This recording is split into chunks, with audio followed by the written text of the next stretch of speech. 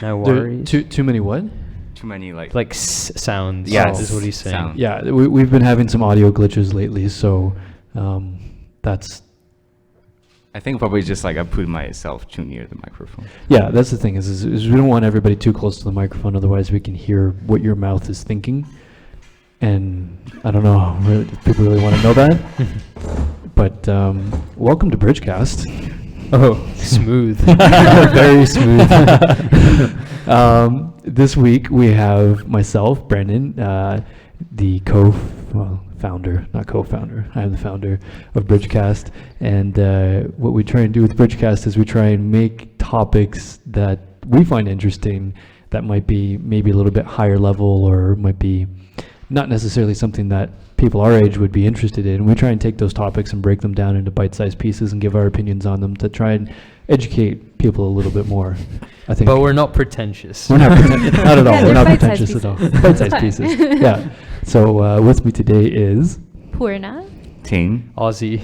And what are we talking about today? Ozzy, what are we going to talk about? Oh, okay. So I intend on talking about this book that we just read in our cultural iconography class. And it's just like a blend of personal, fictional autobiography, and it talks about history and like family tragedies and stuff. So I found that pretty interesting. Okay. Tin, what were you thinking of talking about? I'm going to talk about Apple and Microsoft because there's a series of media events recently and talk about what actually is innovation for. Right. Okay. And Poorna? I'm going to talk about Halloween and cultural appropriation Right. as costumes and stuff. Okay. And I was going to talk about the rise of the maker class and how that's becoming something more prevalent, even though it disappeared for a while and then it came back. So we're going to talk about that a little bit. But where do we want to start? I was going to say you should start. Yeah. I should start? Explain what the maker class is and stuff. Yeah. Okay. Well, the maker class is this movement that's been happening in the past, we'll call it 10 years or so. And what it is it's people wanting more hands-on things. If you if you think back to the 40s, the 50s, the 60s, people took home ec. People had shop in their high schools and middle schools, and for people to learn how to sew, it wasn't something completely out of the question. You sewed because you needed to learn how to do that because eventually you were going to mend your own clothes or something, because you didn't have the means to or whatever. And people worked with their parents sometimes doing sort of carpentry, and everyone had these sort of hands-on building skills. And then that slowly disappeared for a while, where schools actually started, not offering shop class and not offering home ec, where you'd learn how to cook and clean and not clean, but cook and do sewing and other things like that. And so recently, there's been a huge decline in those kind of tangible hands-on learning experiences. You can't exclude all forms of learning when you're in a school. I mean, it's important to learn how to read, it's important to learn how to write, but there's also that sort of tactile learning environment that you don't get in a lot of schools nowadays, and that can really, really make people a lot smarter and learn more about themselves. And so there's been this huge decline in people actually having those skills, and so in that there's been a bit of a drop in creativity. But now there's been this resurgence of what people are calling the maker movement or the maker class, and that's essentially where people are reintroducing building things in high schools, middle schools, and other institutions like that, where people are saying let's build a bicycle out of scraps we find. And what people are finding is that more and more kids are gravitating towards that kind of learning because it teaches them problem-solving skills when they have to run groups and other things. That teaches management skills across other groups, like delegating who does what and keeping on track with the project. That you can't teach that out of a textbook. You can't teach people skills out of a book because that doesn't exist. And then to kind of take that a step further, to our generation, the accessibility of 3D printers, laser cutters, CNCs, all sorts of tools to make things with, we now have access to. And slowly there's this stigma that's being washed away, because I remember reading somewhere that somebody's like, well, home ec and assuming that, you know, people should be sewing is very sexist because it paints women as people who only sew. And it like, I read it and I thought, but that's not really a fair statement to say. I mean, like, I know how to sew. I've made my own clothes before, and I took home ec in like grade 7 and 8, I think, and we had to like cook and like play nice with everyone else in home ec and make our own clothes and sew other people's things and learn how to do all that. So I can do that, but I don't think it was a sexist thing at all. It was like I was interested in learning how to do something with my hands, so I took it. And slowly that stigma is being washed away, where it's not this sort of sexist thing where it's like, oh, only women sew or only men work in the shop. Like, I was reading about, there's a lot of classrooms that are, like I said, turning over into maker spaces where they're building, you know, bicycles, they're making shoes out of things, they're making bracelets out of found objects, and they're finding out that like a lot more girls want to pick up the hammer and actually put something together. And, you know, previously, like, I think people thought that was like not, what's the word? That wasn't something common that they would do. Like there's always the stereotype, like, oh, girls do sewing and play with Barbies, and boys play with Lego and, you know, beat their dolls with hammers or something like that. Like something like that. But now those sort of like gender barriers are kind of being washed away, and you're finding a lot more people, you know, guys gravitating towards sewing, girls gravitating towards building, and then, you know, in our generation, we're gravitating towards just like, oh, hey, I know a 3D modeling program and I have a 3D printer for like under $600. I'm gonna make stuff because like that's cool. And more people are actually making their own handmade goods and selling them on like Etsy and making money off that. So there's this whole resurgence of people wanting that like hands-on, tactile, let me build it, construct it thing.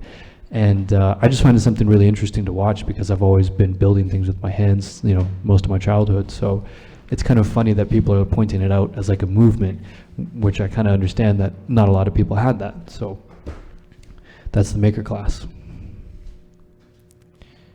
Nice. Nice. It's kind of cool, but I remember in like grade 7, the school that I went to had before I was in school had this thing where all the girls would take home ec and all the boys would take shop, and they had to stop that, obviously, because it was definitely very sexist to say all the women have to be in the kitchen and all the men are gonna like hammer things. And so I actually got to do like we all ended up doing shop as like a unit in science, and I feel like the whole idea of being able to do something hands-on was very helpful for a lot of kids who didn't really understand, or like who weren't like into science, and then they had this opportunity to take one of their scientific things and make something out of it. Yeah. Well, like I remember as a kid, like I've had Legos in my hands from as long as I can remember, and I was always like building stuff and showing family, like, look at what I made, and they'd be like, oh, that's nice. Did you have the kits, or did you have the box of Lego? I had both. I had tons of Lego, and I would get kits for like birthday presents and Christmas presents, and I would build it, and I'd be like, no, we're gonna modify it, and I'd like stick new things on my kits that I made. So Sure. Do you think that the fact that you were interested in that kind of stuff contributed to you going into architecture? I think so. I think it's my mom or my grandmother that told me that when I was a kid, I used to love making connections, and I would take rope and I would tie it around everything in my room. So if you open my door, you'd knock my desk over. One of those kids. One of those kids, exactly. Yeah, I remember like my mom still told me that when I'm so like a just child, I tend to build stairs together and make it into a house and something. And then we just always play with my Lego. And I still remember my mom actually read through an article saying that like boys or girls would really like to play Lego is actually a really big contributor to actually becoming an architect. Yeah. And then she's like, I mean, at that time I was still so young, and then it was just like, oh, you see, like you like to play Lego, you maybe can go to architecture. Here I am. It was destiny. For me, it was connects. Yeah, You know, it always connects.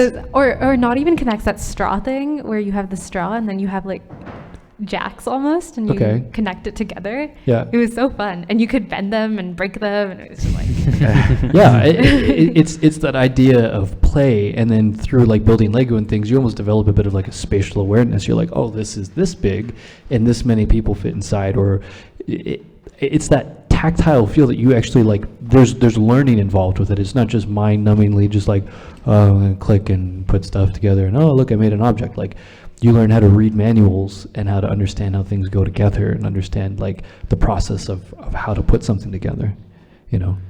I feel like it still doesn't teach you how to put IKEA things together, though. Listen, I if you don't can't feel put like- together an IKEA chair, Yeah. You're normal. you're not normal. You're not normal? No, I think IKEA is very explicit in the diagrams they give. 'Cause it's like- they give you. No, I think they're explicit. I just No, think that it's nothing like- ever fits. I feel like Lego pieces are actually uncharacteristic. And the IKEA stuff is actually they're all built into certain places that you need to put it exactly where it is. But Lego is something that you can create. Well, This yeah, is something yeah. that is different from IKEA, right? I mean, it would be pretty cool, though, if you could, like, manipulate the IKEA. instructions for an IKEA, like, chair or Well, something. isn't that what that like new line of closets is? There's this thing where you can take it's crazy. You can order like different shelving units and then you Okay. can put it together and it's like little blocks and you can rearrange them however you want and then that makes your closet and then you find is it rigid? yeah, it is. And then you get a fancy door or whatever you want Yeah. and that like it covers up this ugly Mess wood of stuff. Yeah. Yeah. But I think that's also interesting that people like want to customize their homes in that way. Like there's like with the maker class and Instructables is a huge thing. There's a, like for those that don't know, there's a website online called Instructables, which is basically like how-tos on how to make things, anything from simple like tin can lanterns that you put a candle inside to complex Arduino moving robotics parts, and they're very self-explanatory, step-by-step, picture-by-picture, and like there's a lot of like after-school programs that are doing these things. In one of the articles that I was reading, they're turning a lot of libraries into maker studios and maker spaces because they're finding that kids also want to learn the tactile feel of putting something together.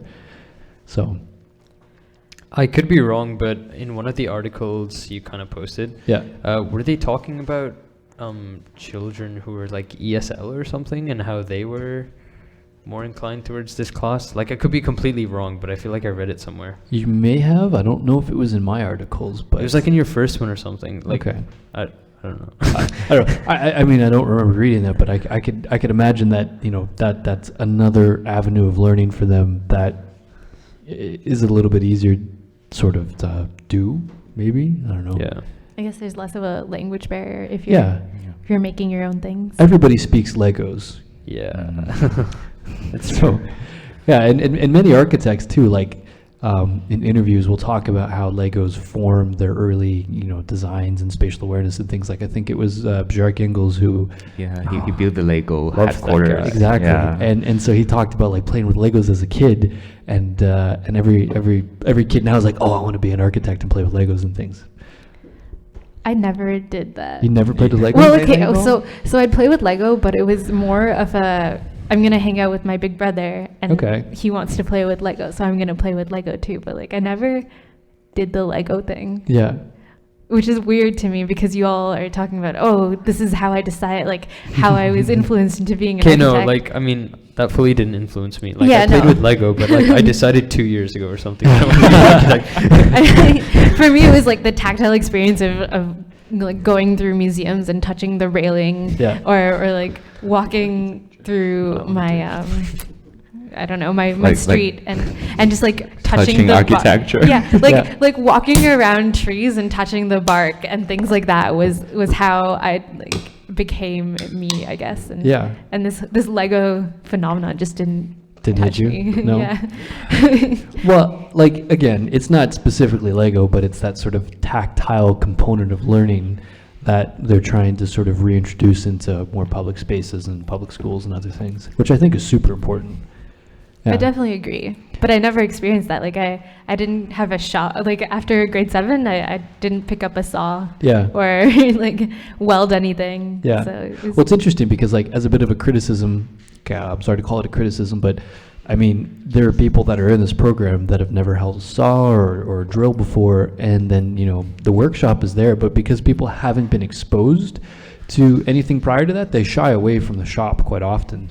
Like our current class is building a chair, and there are many people that this is like their first time setting foot in our workshop, and they're unsure of where do I stand and what tools do I use, and not by any fault of theirs, but they just haven't had that exposure early enough on, and I think that's something that should become more commonplace. Like I know in Cambridge here, the one you know where the library is, like not the library, but across the river from us, it used to be the old post office. Yeah. And they want to turn that into a library, into a makerspace and other things like that, which I think is a really smart idea, because kids would totally come to a public space to kind of build something and put it together and, you know, take pictures of it and say, look what I did.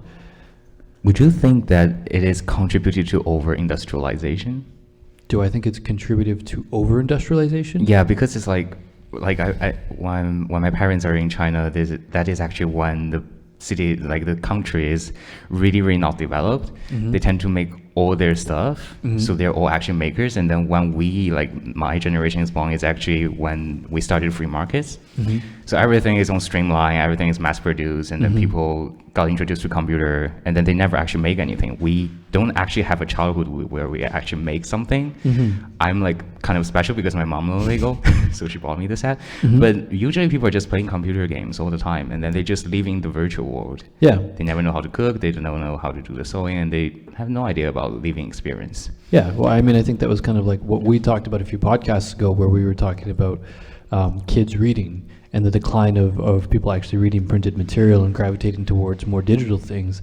I think that there's sort of like an oversaturation of that, and from that, people are wanting to kind of leave that realm at times and like, oh, hey, I want to learn how to do something with my hands and learn how to put things together. Yep. Do you Yeah. think Lego is sexist though? Because I've heard people who rip up Lego for being like totally sexist. I don't Kits think so. The kits are totally like if you're gonna market a kit because it has pink on the box and little Lego girls in it to other little girls, that's definitely like that's just sexist. That's even if it isn't sexist, it's just it's making this binary gender divide, which is just bad. Yeah. But do you think that that's like increasingly become the case, or because I feel like in the past it wasn't really like that? No, I feel No. like I feel the like past it was- is always have like a series that is specifically for girls. I don't know. To my memory, I remember like being a kid and I got this huge tub of like 500 mixed pieces, and there was no gender associated with it. It was like a purple box with a blue lid. So you get the best of both worlds, huh? No, sorry. Bad joke. But it was like a mixed box with, flat pieces and all sorts of things, and there was no gender association with it. I do feel that they kind of do build some kits more towards one and not the other. But at the same time, too, as somebody who's buying things, like I have a bit of a problem when people come out and say, oh, that's sexist. But it's like you have the choice of selecting amongst the many things that are here. You're not being forced to pick the one object. Like if you were forced to pick the one object, fine. But like I grew up and there were like friends of mine that were like girls that would like play with like dinosaur Legos. Like when the Dino kits came out, like I was like, oh man, you got the T-Rex? What? And you know, they weren't playing like with the more pinkish Legos and whatnot. But I mean, I can't understand where the sexist point comes from. But like my argument to that would be, well, there's so many like non-gender specific kits and sort of things. Like if a girl's into Star Wars, she's gonna get the Star Wars kit because like that's cool, man. Yeah. Mm-hmm. But I feel like it would be a lot better if there was if they were all just non-gender specific and it was just like, here's some Lego, Yeah. do whatever you want. Yeah, exactly. I mean, that's what it should be. It shouldn't be like, oh, well, you're a female, we're going to give you a pink Lego kit, and we're going to teach you how to build a kitchen inside a house. And here's the guy with the blue Lego, and we're going to teach you how to build a race car. And also, like the girl kits, they're usually things where you don't really have to put things together, and it's just like, here's this almost pre-made Lego thing. Like, that's not even the point. But it still costs the same as like every other Lego set. I feel like I think it might even cost more because they're like, oh, there's only a certain The market most that's gonna expensive buy Lego it. set is always architecture, you know? Oh yeah, Tin, It's so Tin overpriced. has first-hand experience with this. 'Cause Yeah. He just got back from Chicago. Yeah, and I Yeah. bought it like a He Villa stocked Solo. Oh, you Yeah. bought that? I bought that.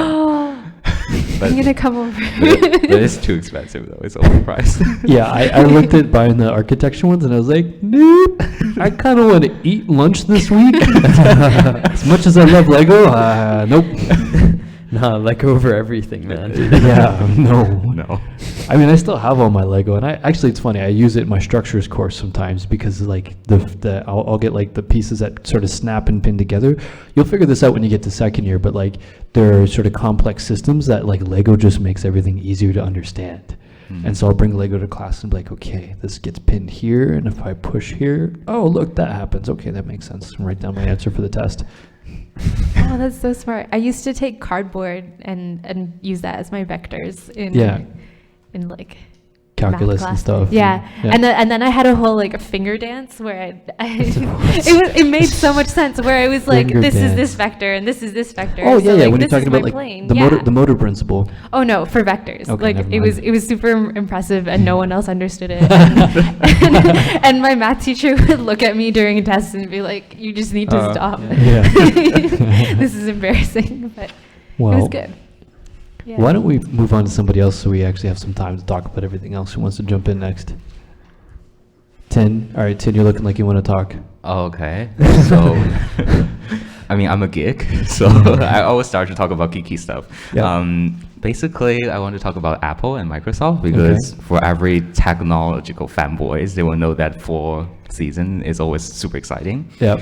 Apple recently released a almost 13 inches, 12.9 inches inflated iPad, which is named iPad Pro.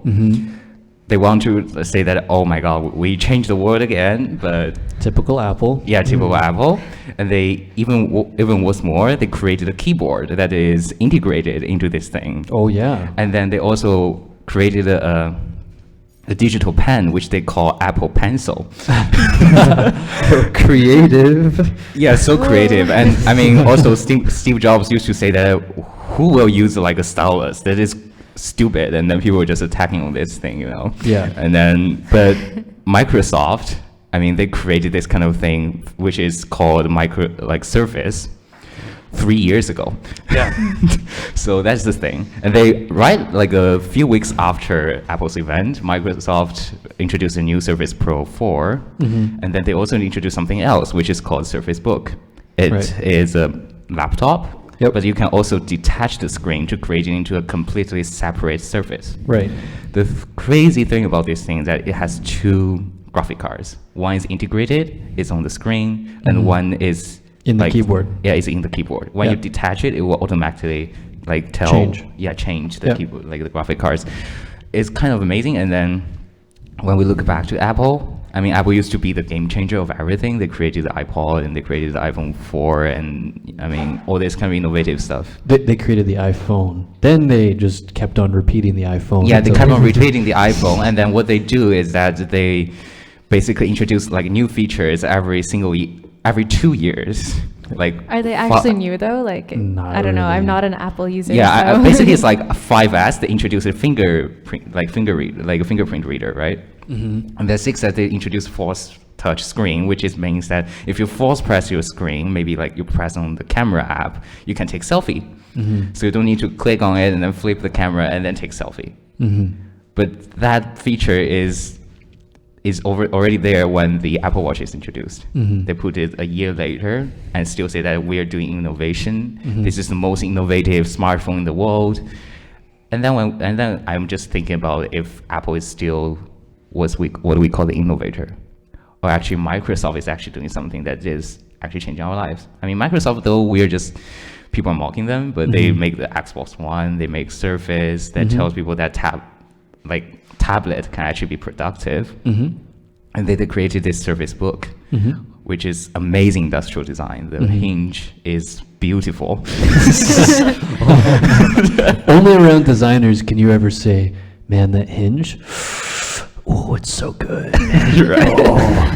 Yeah, but I was just thinking that, so Apple, when they used to be like the game changer for bringing good stuff to the world, they're now changing to something that is like a good market, like a businessman. Oh, absolutely. Yeah, like Apple's marketing is on point because they can convince you that your phone that you bought 8 months ago is now obsolete and is a paperweight, and you need to drop another $1,000 to upgrade. When Tim becomes the CEO, it becomes worse. I mean, Tim has made the Apple company boom. Like their market, their report is awesome. They doubled their income. but people are still criticizing Apple so heavily. Like they feel like they just lost their innovation. Absolutely. I would agree with that. I mean, when you get to a certain point where you're not actually making anything new, but you're just marketing things, I don't think that's innovation anymore. Innovation is like, oh, wow, you integrated such and such into my phone. I never thought I'd ever need that, but it's amazing. I can't live without it. Versus now, it's like, oh, hey, we've made these couple new features and we put it in a new case and we're going to make it pink. Yeah. Ha, Rose new gold. phone. Rose gold, actually. Rose gold. Yeah, Brilliant. rose gold. Brilliant. Okay, we're going to market it to the masses and they're going to love it. And then everybody goes out and they're like, and we have record sales because of the new pink iPhone. Ah, that's not innovation. It's actually one thing is that the Tim Cook like accepted an interview from Chinese media right after the media event, and the first thing he asked is that, do you think Chinese customers will love a rose gold phone? We customize it for Chinese customers. I feel like Apple does a really good job with the aesthetic value. Like the Apple products look really nice, and I don't like Apple as when I use it, I don't like Operating it. system? Yeah. Yeah. So I look at an Apple product and be like, oh, that's so pretty. I want Yeah, that. yeah. But then I'll be like, man, this Microsoft thing or this other operating system is so much better, or it's so much more of like what I want, but it just looks less sexy. Like Sure. it just doesn't have the same cleanliness to it. Well, it's funny you say that because Apple actually brought in Braun. Braun is I think they're industrial designers, or an industrial design company. And I think it might have been 6 or 8 years ago that they brought Braun in to help them stylize their products. Because prior to that, Apple was like, okay, cool, we're making laptops and stuff, like nothing crazy. But then the moment they brought Braun in, that's when like those like sleek silver finishes on all the devices, and you rub it and you're like, oh my God, it feels so good. That's when they brought Braun in, and that's when like people were like, oh my God, this feels amazing. And I think that's slowly how I think they've branded themselves more as making things feel nice to use. Because really from a user interface perspective, Macs, and I'm an anti-Mac kind of person, is like, they're not great for networking, they're not great for business, they suck at doing many other things, but people still love them because I love Macs. Their build quality is I really say crappy right too. now I'm iShip. So I'm the kind of iShip they criticize, but I'm skeptical with Apple. Are we starting some beef here? maybe. I mean, listen, like for a single user, you live at home and you got your laptop, you surf the web with on Facebook, cool, whatever. But I mean, like if you're going to be doing serious work, software developers, AutoCAD, like all the programs that we use in this program are all first developed for Windows. I'm actually like AutoCAD created this customized app for iPad Pro. Yeah. But the thing is that iPad Pro is still running a mobile system. Yeah. Whereas like Surface is actually running like a Full AutoCAD. Yeah, for like a desktop version of the operating system, right? And it's Exactly. just kind of weird why they do that. Like I find it so ridiculous. Like I'm gonna again criticize people with inside the school. I find it so ridiculous that people buy a MacBook and then they put Windows on one half, partition their drive, install Windows OS, and then never use their Mac side. There's so many people in my class that are like, I never use my Mac side. I don't know why I have a Mac. Because they're great at marketing. You thought you needed a Mac because designers use Mac. Oh, super stylish in design. Oh. But really, like the hard work that you do is done on a Windows operating system because all the programs are written for that. Mainly Rhino, I think. Guilty as charged. I mean, like, whatever floats your boat, but like, I find you're like, I'm going to spend $4,000 on this very sleek and sexy device, but I'm never going to use it for what it was originally intended for. I'm going to turn it into something else. Also, like if you drop an Apple product, it doesn't stand the dropping of it, and like Because it's aluminum, it's soft. yeah, like that's But they're crappy. products that are designed to take a beating by other companies. Like when you drop like another laptop, you're like, oh, I dented it. But you drop a Mac, you're like, well, it's now resembles a pop can. What do I do now? How do I get my data off? Oh, I have to send it away for the next 2 to 3 weeks? That's unfortunate. You know, What do you guys think about the stylus though, the Apple Pencil? it's like people have had styluses for the longest time. I remember when I was a kid, I got my dad's old Palm Pilot Compact, And I would sit there and I would play like this like bubble breaking game for hours, and that came with a stylus. So now that Apple's like the new innovative Apple Pencil. But because they said that they can tell what's your pressure and how you tilt the pencil, but the thing is that I was just thinking about, it's so ridiculous. Why don't you get a holder for it? Because if you're gonna put your pencil separately, and by the way, they sell the keyboard and pencil separately. Oh, of course they do, because And they then, charge you and then $300 you get a a piece. pencil, you cannot put it anywhere, like, and then if you lost it, then you lost it. Yeah. And it's kind of ridiculous when they charge it. It's like there's a lightning connector, which is an Apple connector that is at the top of the pencil, so it will be sticking out of your iPad Pro. Yeah. Like, it will be really I mean, awkward. to be honest, what's the purpose anyway? I mean, if you want to do Because art, because they're marketing it. It's for art. no, Art but people. I mean, have we really reached that stage where you want to do art like digitally? And I mean, nev- like people do art digitally, but like you really want to paint something like Digital. on a screen? I mean, it's kind of ridiculous now. I mean, I do think it's ridiculous. But however, Apple's not the first person to try and make digital artwork like ubiquitous. I just lost the company's name, but they make all the Bamboo does it really well though. Like bamboo, Oh, yeah. bamboo tablets are nice. Yeah, I mean, those are specific for artists and like designers, where, you know, the pressure of the pen, how you hold the pen, the same things that Apple just marketed in the Apple Pencil have been around for like the past 10 years at the very least. I don't know. I mean, sure, paint on a screen, cool, that's great. I don't know. But I mean, people also do very amazing things that way too. Matter of fact, I know the same company, I think it is Bamboo, but there's another one I'm thinking of. Car designers use those tablets, and they're like they're the sizes of this table almost, and you see these car designers sit with this thing in their lap, and they draw all the parts for cars on these things. It's actually... Huh? Surface created like a TV size thing that Yeah. is like with all touch screen. It's called Surface Hub, kind Yeah. of like that. you Yeah. know? Yeah. And it's like it's already ahead of Apple, and Apple is just, I don't know. Right now, it's just copying everybody. Yeah. And recently, Cook said that we're gonna make some big changes. There are big changes in car industry. Oh yeah. Yeah. And I mean, there are always rumors about Apple is making a car. Yeah, which I will see how that goes. It's funny. It's funny you mentioned that, because to continue on what I'd said 2 episodes ago. Yeah, I think, Tesla, right? when I was talking about Tesla. Yeah. There's somebody interviewed Elon Musk, and he had Yeah. said like all of the people that Apple has right now working on their Apple car used to work for Tesla, and they were the people that were not productive, inefficient, and we fired them. Yeah. Now they're at Apple, so he's like, I don't really think Apple's going to turn anything great in the next few years here, considering they got the bottom of the bucket from our office.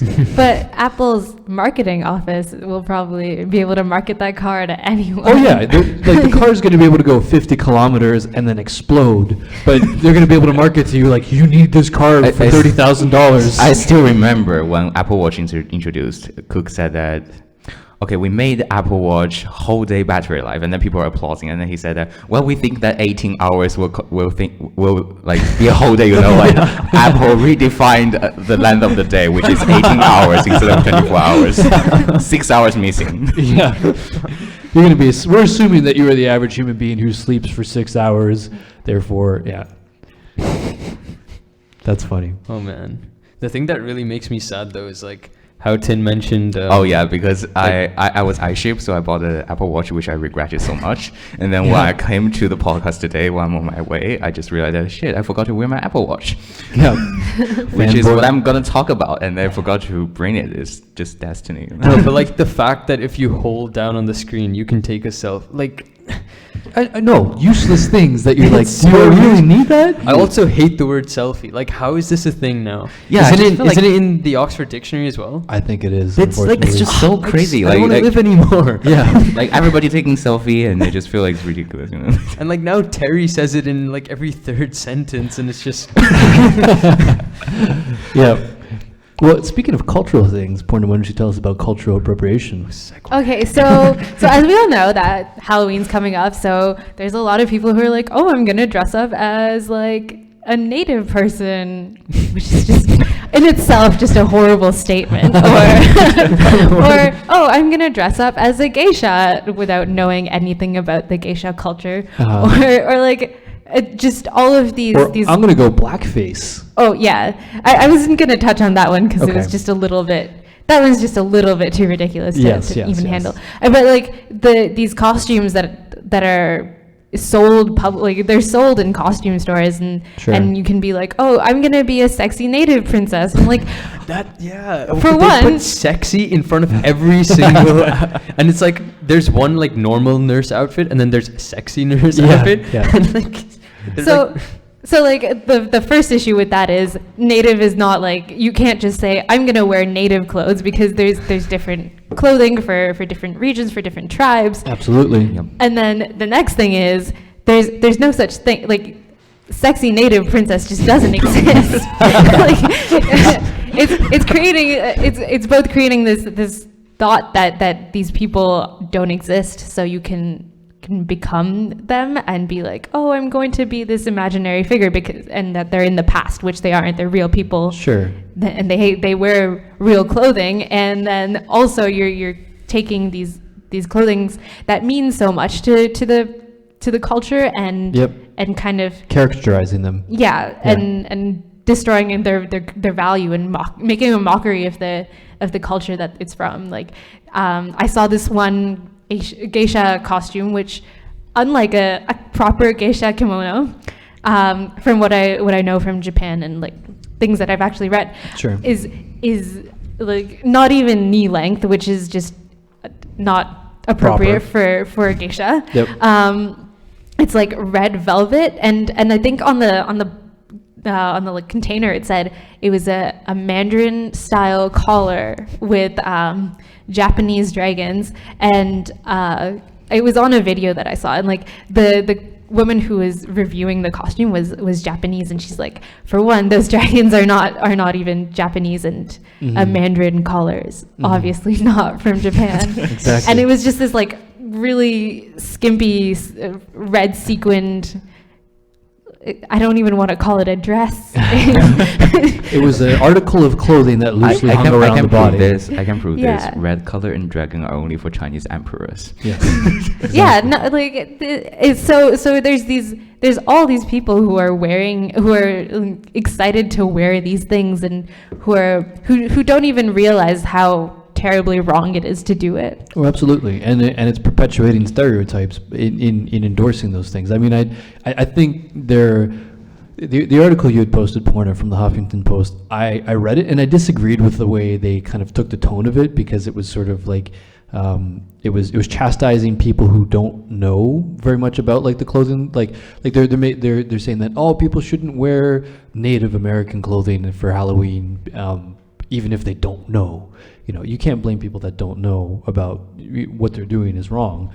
But I think part of that also falls on the company of all these costume makers. And further to that, I remember when the Boston shootings or Boston bombings happened a few years ago. That Halloween, they came out with the Boston bombing runner's outfit, to where it was somebody dressed like somebody who'd run a marathon covered in like blood, and people were outraged at that. They're like, you can't do that. That's a terrible thing to do. You're making a mockery of people that died unfortunately in this terrible accident, and you're trying to caricaturize it into like some sort of Halloween costume that people kind of wear for one night and throw it away. You can't do that. That's not right. And I think further along that stream is where you find like misrepresentations of cultural people and cultures of people. What about if you a little bit more into the mic, Ozzy. What if you wear certain articles of clothing that are, I guess, inspired or from other cultures, but incorporated in like regular clothing, not as a costume per se? So give me an example. I don't know, like maybe patterns or something that come from like Native American patterns. Yeah, like there's a whole trend with the Navajo, right? like the geometric Navajo patterns, and people don't even realize that it's part of the Navajo culture, not just the native culture. Yeah. Right. and then like it's put into so many things, and it's not even credited to the people who designed it, and these new designers who are like, oh, I made this brand new thing, and it's great and wonderful, and they don't even acknowledge that it's from another culture, and they don't celebrate that in any way. Yeah, no, I agree with that, and I think I think it's hard to find, it's hard to start to point blame out to people on those things, because like for the consumer buying it, you can't blame them for like, oh, I actually like the way this looks. But you know, I think there should be a little bit more oversight and regulation, if that's okay to say, on the way some people rip ideas off of that. Like I can imagine it would be really interesting to see, and actually this is a good segue too, be really interesting to see, you know, like a native, an indigenous person to, you know, Canada or the States or something, working with like a top line fashion designer, and there being that kind of collaboration and coordination, and, you know, celebrating the things that those people bring from that culture, and kind of turning that into something that other people can wear. I know for ourselves, me and a few other people are part of a fashion design team, and we're looking into developing 3D printed clothing. And one of our points of reference for a competition we're trying to enter into is looking at the native Inuit people of Canada and the things that are special and important to them in their artwork and culture and things. Like, actually, this is a really good example. The 2010 Winter Olympics that were hosted in British Columbia, was 2010, right? Yeah, I think so. Yeah, it was 2010. 2010 Winter Olympics hosted in British Columbia. They celebrated all the local indigenous people to British Columbia with a lot of the artwork and a lot of the ways they incorporated graphic design into their presentations, and like, you know, all the videos and stuff. But what stuck out to me was in the men's Canadian hockey jerseys, the leaf on the jersey actually had a lot of native art in it. Mm-hmm. And that was a really cool way to kind of say like, hey, Canada has like a cultural heritage that is not just, you know, English white people and other things. But I think also the other issue is that a lot of these celebrations of native art or of any kind of cultural art kind of put the people in the past. Like when I see like Gwen Stefani wearing a bindi, I'm just like, it feels as though she thinks that kind of culture no longer exists and she's bringing it back. Mm-hmm. But there are so many women in India who still wear bindis and they represent something to them, and like there's still people in indigenous populations who are creating this artwork, and so I think there has to be like this acknowledgement that they aren't people of the past, they are still alive. And But do you think that like pop stars and other icons wearing sort of indigenous clothing is not necessarily a way of quote unquote making something old, but sort of bringing that to more people that otherwise wouldn't understand or know or see what that might be? Well, I think it depends on the pop star. I mean, some are more okay. Well, like if I don't know, I can't stereotype a pop star because I feel like most like. Anyways, not even gonna get into that. but it depends on the person who's representing it. Like my one friend's mom really wanted to wear a sari, so she asked my mom if she could. Like she asked permission to do it, and then she learned about the culture of wearing a sari and the etiquette with it before she went out into public, and she wore the sari, and she actually wore it to our convocation, which was pretty exciting. And like cool. So that kind of awareness is different from like a pop star being like, oh, this is super fashionable, I'm gonna wear a sari today, right. And then not even doing it in proper etiquette. Yeah. Like I feel like if you educate yourself through it, then it should be okay. But if you just wear it for like purely like aesthetic, a little closer to the mic. Sorry, purely aesthetic reasons, then yeah, it's probably not so okay. Mm-hmm. Yeah, I mean, so long as anybody pays homage and respect to the culture that you're trying to represent, so long as you do so in a respectful tone, that all the power to people to kind of try and wear those things and do those things. Yeah. I don't know. I suddenly remember the example that is in Japan, because Japan is so famous for the anime, right? Recently, Chanel actually collaborated with one of the anime, and then they put their flagship stores with the like anime characters wearing Chanel clothing, and handbags and everything. This is kind of like a weird collaboration, but would you think that it will actually provide this kind of some insight into what you're raising for this? Well, I think that like cultural collaborations are always a great opportunity to learn more about other cultures, but I also think that there's this element of preserving cultures that needs to be invest. Mhm. No, absolutely. I agree with that. And I think the whole idea of like sexy garbage can or like sexy native Indian princess, like I think that has to stop. Yeah. I think, first of all, putting sexy in front of anything for a Halloween outfit, no, just no. And then, doing very sort of racial Halloween costumes, that's not okay either. And I think that there should be some sort of enforcement against Halloween costume makers and manufacturers to not sell those things, because it's sort of openly racist. It's like we're going to be racist, but just for the day, and because it's just for the day, and it's all in fun for the costumes and everything, that makes it okay, and it's not, I don't think, at all. What are you guys going as though for Halloween? I don't know. I was going to go with a friend of mine, but that didn't work out. So we were going to be Babs and Bugs from Space Jam, but that's not going to work out, unfortunately. Aw. And I've always wanted to go as Daft Punk. I need like a number two. That would be so cool. to be my Daft Punk with me.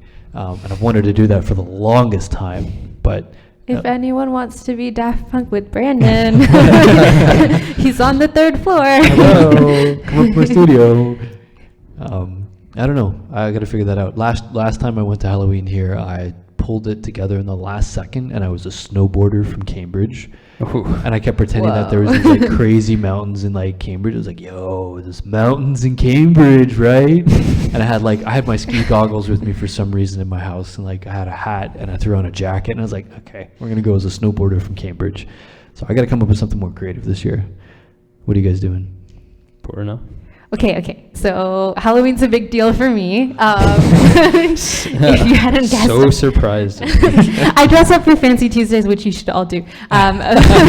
So dressing up is kind of like my thing. Right. So I'm kind of, I don't really know. I think it's going to be, I want to do a classic, so I might go with Paper Bag Princess. Okay. But then I also want to do something funky, so I don't know yet. I might be an Oscar.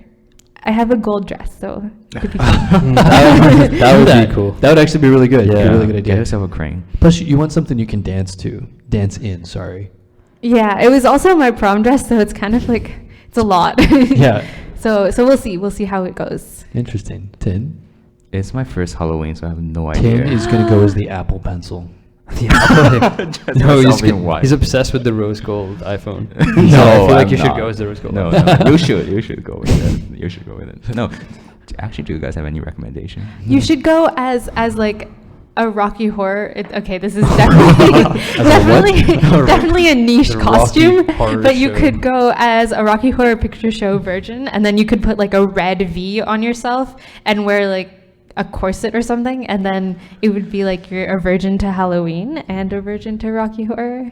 Yeah, that's some deep stuff. That's like you go to an art gala and you stand there and people are like, I wonder what he's representing.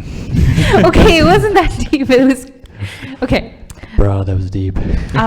We should all see Rocky Horror, but that's just me. All right. Ozzy, what are you thinking? I was thinking of going as Max Fisher from Rushmore, Wes Anderson movie.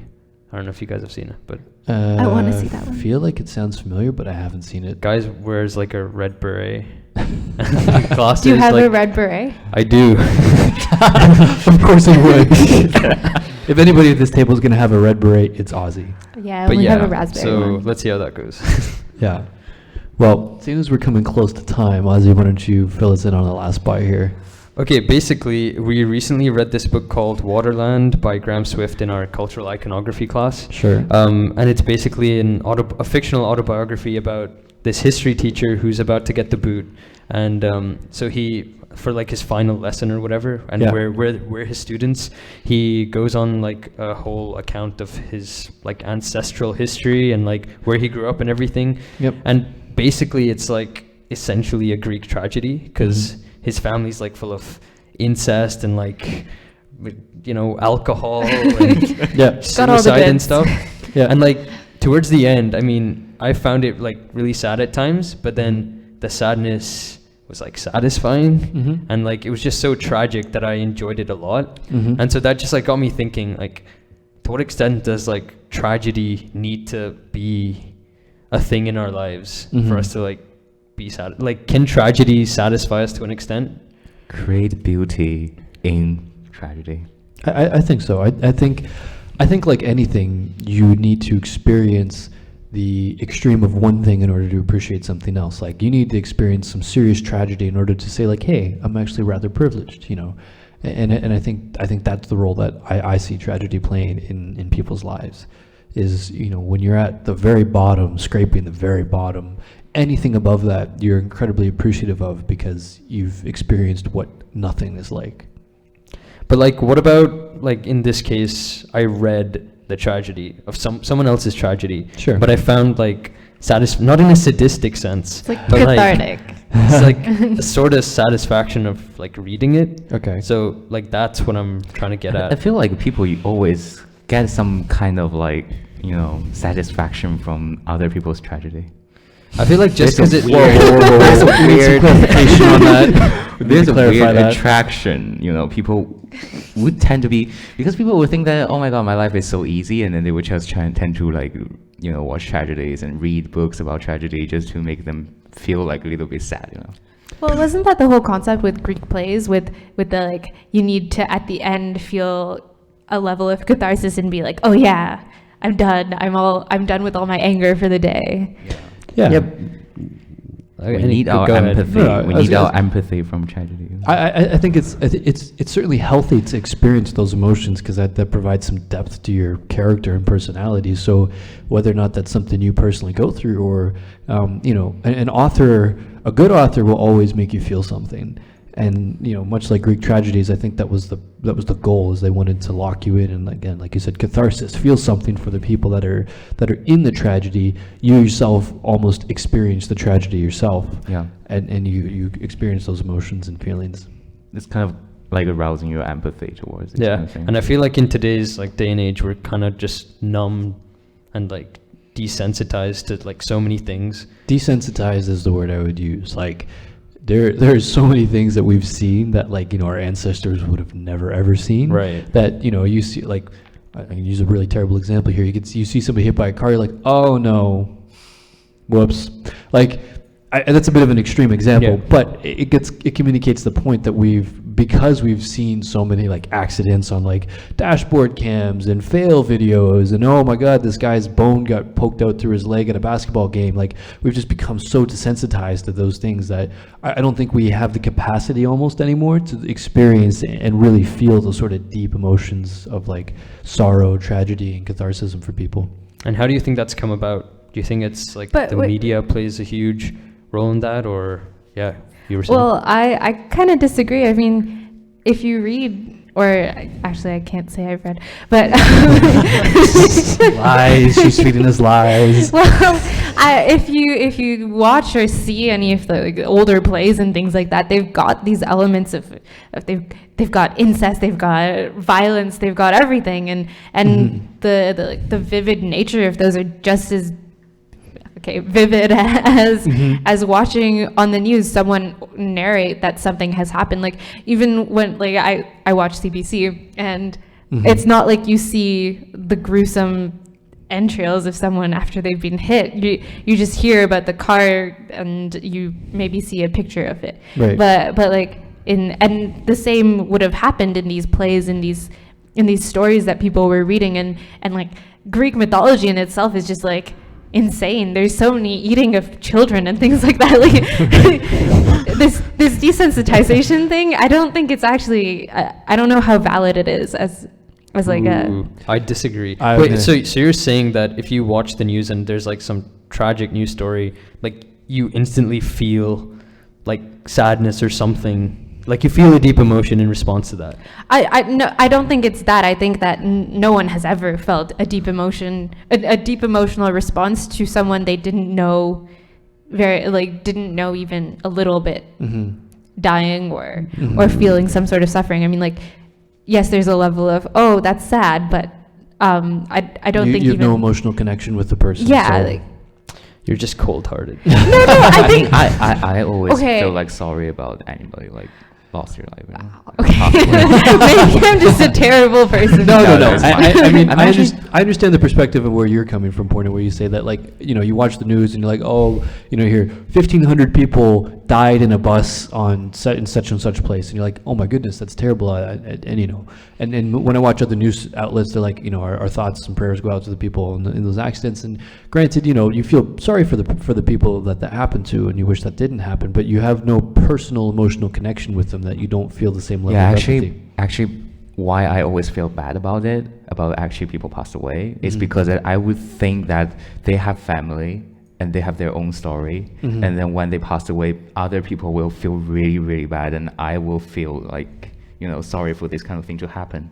I mean, this kind of connection thing, like the Waterland, I mean, it's talking about the story of a person, but you never actually set up this kind of emotional, like, you know, like feeling with it, relationship with it. But when you go through the story, you know what it is, and then you start to feel sad about it. I mean, I might be just being advanced. Oh. Well, I mean, the whole point is you go through the story and you start to feel these emotions for this person, and I feel like that going through the story is required for you to feel an emotion for anything, and I think it was something that was always required. Like, I don't think Aristotle learned that someone had been hit by a trolley and was like, man, I feel really, really bad about this trolley death. I feel like really, really bad about it. Like, oh my gosh, I'm gonna write a book on it or something. Like, yeah. I don't think that ever happened. I mean, like, I feel like when I'm reading Waterland, I don't feel like, I mean, I know that why you feel like it's not that sad, but I feel like it might be the narrator's state. Wait, I didn't say it wasn't sad. I said it was sad. Yeah, it was sad, but it's just like, you're not saying that you feel like really, really, really bad about that thing. Like, I mean, you don't really. No, but like that's what I'm saying. That like it did kind of connect with me deeply, which is why I liked it so much. Yeah. But it's just like I kind of feel like when the narrator is actually talking about that thing, he become more. He actually himself become more insensitive towards everything, you know. I feel like it's just the narration style. Like as he recounts his life and as things like come to a close, he kind of hits like a realization point, and then it just like his narration just becomes like a stream of consciousness, because he kind of just like because abstract. he think about everything, and then he realized this thing, the true nature of everything will happen, and then, you know, he transcended. So well, unfortunately, that's all the time we have for today.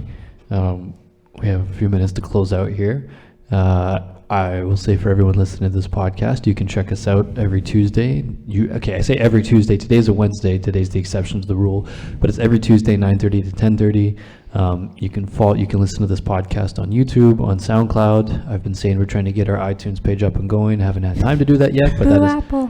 But it's Let's not do it. But that's hopefully where this will eventually go, so it becomes more ubiquitous for people to listen to. And as always, we hope that people come out and actually start to participate in these conversations and kind of contribute, and that people, whether you wish to just stay here and work or you wish to listen to us talk, that you kind of join the conversation and become part of the larger community here at Bridge. You can check out the other articles and things that are written on Bridge at, I think it's waterlooarchitecture.com/Bridge, and you can see all the things that are happening with inside the school and kind of get the cultural vibe of what happens here. But it's been lovely chatting with you all.